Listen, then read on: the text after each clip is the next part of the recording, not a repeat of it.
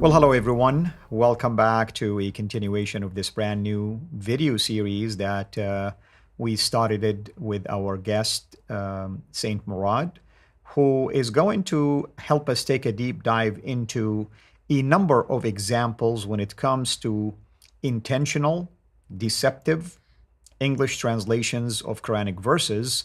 And we are going to call this 40 English Quranic translation lies, because he is going to show us, based on a number of categories that he has developed, how these Quranic verses, or sometimes words within these verses, are influenced really not necessarily by either the context or the meaning of the word itself, but rather by something called the standard Islamic narrative.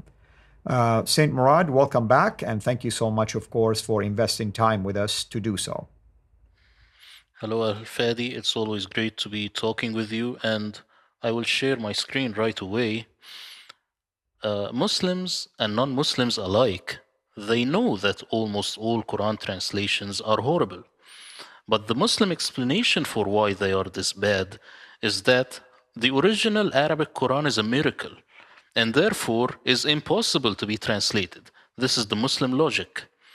Now, in this presentation, however, I will show you how Quran translators hide themselves behind that curtain and use the sin standard Islamic narrative to distort the Quran itself.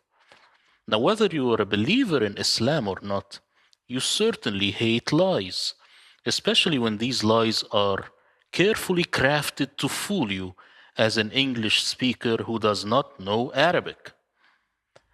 Do we need another Quran translation? This is the question that every person watching this series is asking. I will tell him or her, by the end of this series, you will be able to tell. Be aware that the deceptive mistakes I'm about to share with you are present in all Quran translations. I have divided them into 7 categories. Category 1, clumsiness or lack of detail. 2, Bible obsession. Believe it or not, they are obsessed when they translate the Quran into English. 3, standard Islamic narrative-based translations, not language. 4, Arabic mistakes. These people, they do not know Arabic. 5, masking Quranic errors as if they are not there. 6, pure deception. And 7, a fatal mistake. So today we will be talking about clumsiness or lack of detail. And this is the first example that I have today. It's about the word عام and سنة. Are they the same? It says here فلبث فيهم ألف سنة إلا 50 عاما. They say here years. This is Mustafa Khattab, the Clear Quran, and ignores the other one. And here Sahih International, it says years minus 50 years. All Quran translators, they have it just as year, when actually one is year and the other is something else. So year is sana, and am, it's a season or a seasonal year. This is not just any year. And this is important when you calculate it for the crops and so on. But this is something that they do not know. This mistake shows the general linguistic ignorance of Quran translators. Would you like to jump in, Al-Fadi? Yeah, I mean, it's obvious. It's kind of interesting when you look at the Arabic itself.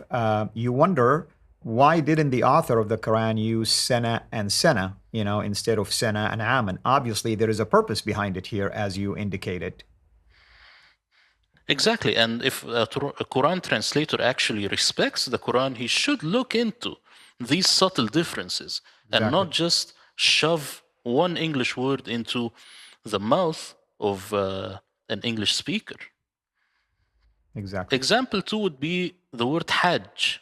What is Hajj? We know that it's a pilgrimage. Correct. But as you can see here, على أن تأجرني ثماني حجج. They have it here as years. Now, they do not know that it's Hajj. For some odd reason, a lot of Quran translations have the word hijaj, which is the plural of hajj, as years. Only Pickthall got it right. He has it here as pilgrimage. But that doesn't mean that his translation is superior. I just added this here so that you know that actually it is pilgrimages. But they are not respecting the English audience. They say, well, a pilgrimage is every year. No, you do not assume. You just put the correct word. Right. So it could be like going back and forth 8 times within the same year, maybe, or the same month. Possibly, but as a translator, you shouldn't really look into it that much. You just put the actual word into English and let other people ponder upon it. You see? Right. Now, actually, these people, they fail in math. You see, this is the word ضعف. What is ضعف in Arabic? You know, of course, that it's double. Right, multiplication. So here, yes. Yeah. Here they have it correct. Okay, what about here? ضعفين. What would ضعفين be? I will Twice, ask you this. Yeah. It will be 2 doubles, ضعفين. So it should be 2 doubles, which is an equal of 4. So the Quran translator, the Quranic author, is actually telling you that you will not have double, but 2 doubles, which is 4. So this is important for the English audience to know. Correct. Now here, there is a dilemma with the word بضع. It says here, فلبث في السجن بضع سنين. This is Joseph. Right. Now they have it here as several. So does it simply mean several? This is a question, because in another context we will find the exact same word. This is Surah Rum, which is about the Romans. It says, غُلِبَتِ الروم في بضع سنين. Now, as you can see here, within 3 to 9 years. What do you think?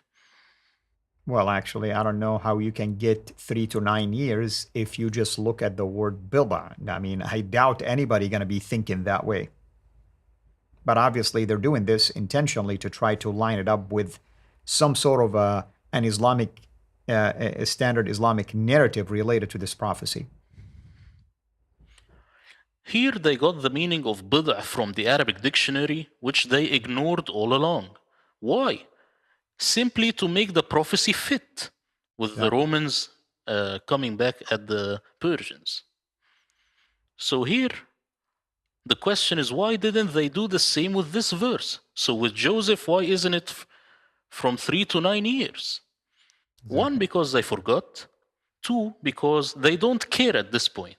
They only care when it makes the Quran seem to have a correct prophecy. But when it comes to Joseph, forget it. They don't care now. You see?